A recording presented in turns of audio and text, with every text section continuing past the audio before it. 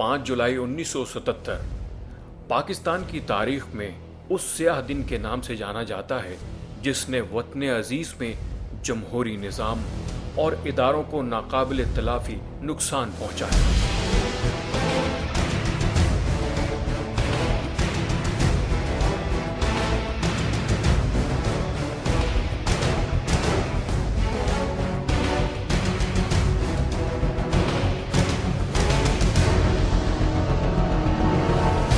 5 جولائی محض ایک تاریخ ہی نہیں بلکہ ملک میں آمرانہ اور ظالمانہ سوچ کا مظہر ہے۔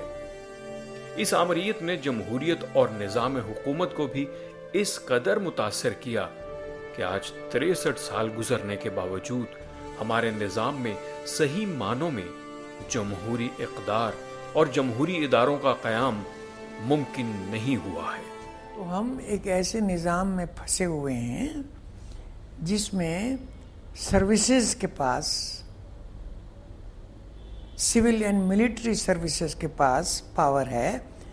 پاور تو دراصل سول کے پاس ہے، ملٹری تو ان کو دیکھ بھال کرتی ہے۔ حکومت وقت نے ان کو موقع دیا، فوج کو وقت دیا، اور انہوں نے بزور بندوق اقتدار پہ قبضہ کر لیا۔ پاکستان میں پہلا مارشل لا 1953 میں لاہور میں قادیانیوں کے خلاف تحریک کی وجہ سے پیدا ہونے والی بد امنی پر قابو پانے کے لیے لگایا گیا۔ تاہم اس مارشل لا کا نفاذ حکومتی درخواست پر کیا گیا۔ دوسرا مارشل لا 1958 میں صدر سکندر مرزا نے آئین اور اسمبلیوں کو معطل کر کے لگایا۔ General Ayub Khan chief martial law administrator بن گئے۔ بعد میں جنرل ایوب خان نے سکندر مرزا کو ملک چھوڑنے پر مجبور کر دیا۔ اس امر سے یہ بات واضح ہوتی ہے کہ ہماری فوج کو شروع ہی سے اپنے اختیارات سے تجاوز کرنے کی اجازت دی جاتی رہی، جس میں فوج اور سیاسی نظام دونوں کا کردار برابر ہے۔ مطلب یہ ہے کہ پاکستان میں جن لوگوں کو ہٹایا جاتا ہے ان کے پاس پاکستان کی اقتدار نہیں ہے، اقتدار ان کے پاس ہے جو ہٹا دیتے ہیں۔ 6-7 صدر ہٹائے گئے ہیں، 15 پرائم منسٹر ڈسمس کیے گئے ہیں، 2 کو مار دیا گیا ہے، 1 کو ملک بدر کیا گیا ہے، 1 بننے والی پرائم منسٹر بے نظیر اس کو قتل کر دیا گیا ہے۔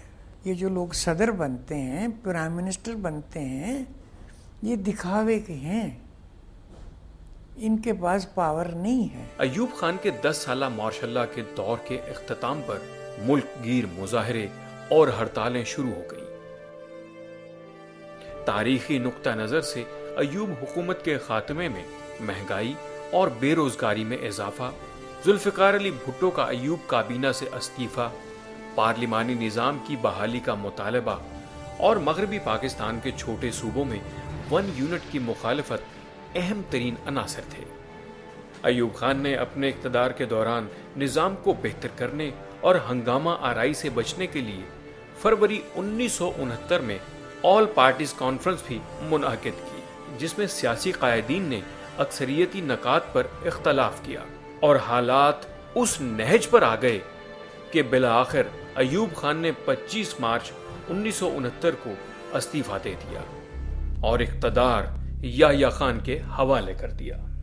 جنرل یحییٰ خان نے 25 مارچ 1969 کو ملک میں تیسرے مارشل لا کے نفاذ کا اعلان کر دیا۔ یحییٰ خان نے اقتدار میں آنے کے بعد نہ صرف 1962 کا آئین منسوخ کر دیا بلکہ 30 مارچ 1970 کو آئینی امور کے تحفظ کے لیے کچھ دفعات پر مبنی لیگل فریم آرڈیننس کی صورت میں عارضی قانون سازی کی۔ یحییٰ خان کے اس دور کو پاکستان کی جمہوری اور سیاسی تاریخ میں اہم ترین قرار دیا جاتا ہے، کیونکہ اس دور میں پہلی بار بالغ رائے دہی کی بنیاد پر 1970 کے انتخابات ہوئے۔ ان انتخابات کے انعقاد کے لیے 7 دسمبر 1970 کو قومی اسمبلی اور 17 دسمبر 1970 کو صوبائی اسمبلی کی تاریخوں کا اعلان کیا گیا۔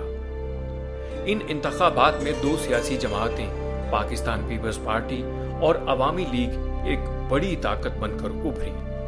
7 دسمبر 1970 کو مغربی پاکستان کی قومی اسمبلی کی کل 138 نشستوں میں سے پاکستان پیپلز پارٹی نے 82 نشستوں کے ساتھ اکثریت حاصل کی اور مغربی پاکستان میں سب سے بڑی جماعت بن کر ابھری، جبکہ 55 نشستیں دیگر جماعتوں کو ملیں، تاہم مشرقی پاکستان میں پیپلز پارٹی کو ایک بھی نشست نہ مل سکی۔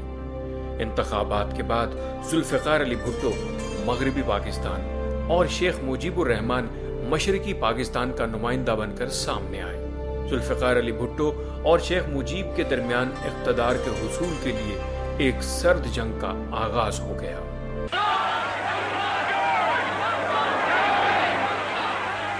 We cannot tolerate anymore all this system. Everything is collapsed. There is no administration. The people are obeying my order, not their order. Mujeeb الرحمان کے پاس 1970 کے الیکشن میں بہت زیادہ میجورٹی آئی تھی، اور پاکستان میں بھی ایسی پارٹیاں تھیں، ویسٹ پاکستان میں بھی، جو ان کے ساتھ ملنے کو تیار تھے۔ تو مجیب الرحمان کی بہت بڑی میجورٹی تھی، تو یحییٰ خان نے اس کے ساتھ سازش کی اور یہ کہا کہ میں تمہیں پرائم منسٹر پاکستان کا بناتا ہوں، مگر تم بھٹو سے بات نہ کرو۔ اور ادھر اس نے مجیب الرحمان اور اس کی پارٹی کو مارنے کا پلان بنایا۔